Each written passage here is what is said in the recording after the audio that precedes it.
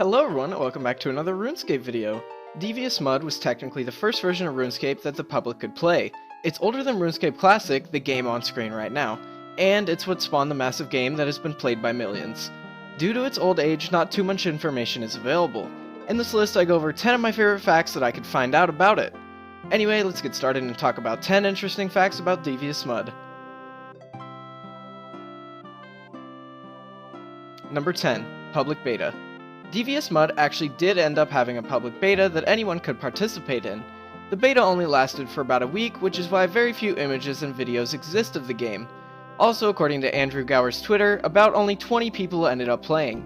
It's pretty crazy to think that a game that has over 250 million accounts started with a game that had only 20.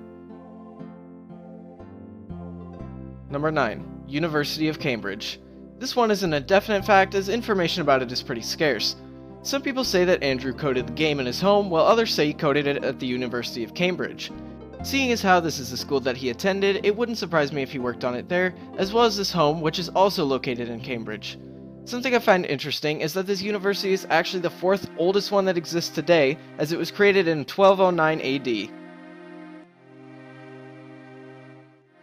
Number 8. Andrew Gower. Originally, DeviousMUD only had one developer by the name of Andrew Gower.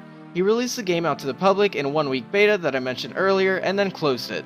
A short time later, in October 1999, he began rewriting the game with the help of his brothers Paul and Ian. Later, DeviousMUD was renamed to RuneScape, and the version we now know as RuneScape Classic was born.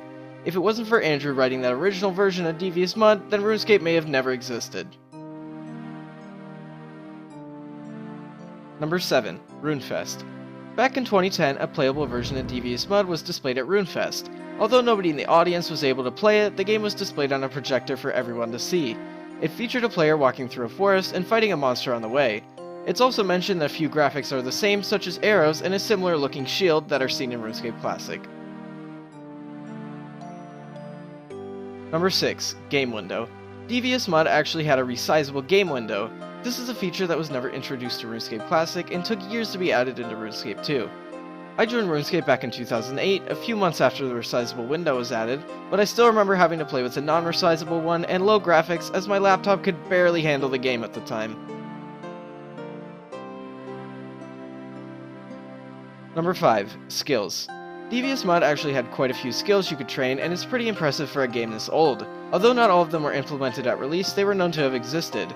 In total, there were 18 skills such as Hits, Prayer Good, Prayer Evil, Hiding, Sorcery Defense, and Sorcery Offense.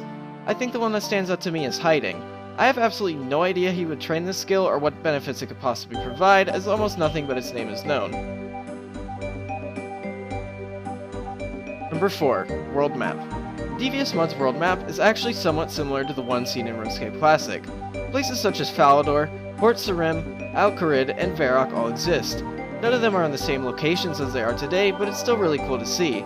The map also features the Warlock's Tower, which much like the Wizard's Tower, is an island on the south part of the map with a bridge connecting it to the mainland. Another thing I find interesting is the Haunted House. This probably later became Draenor Manor as it features the spooky woods in front of it. The spooky woods most likely symbolizes the dead trees seen in front of Draenor Manor. Number 3. Questing. When DeviousMUD was launched, it only had one quest. That quest was known by the name of Sheepshearer, and at the time was still incomplete. If the name sounds familiar, it's the same quest that's actually playable in RuneScape Classic, Old School, and RuneScape 3. It's pretty crazy to think this quest has existed in every playable version of RuneScape. Number 2. Text-based. According to Andrew Gower, DeviousMUD was originally just going to be a text-based game.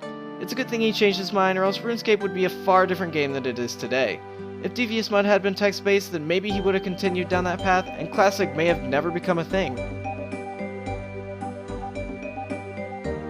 Number 1. Server size. DeviousMUD can hold quite a few players, so much that it holds more than RuneScape servers today. RuneScape can hold exactly 2,000 players per server, while DeviousMUD was capable of holding a whopping 2,500 players. That's all I have for this video, but if you'd like to see more top 10s, then don't forget to drop a like below.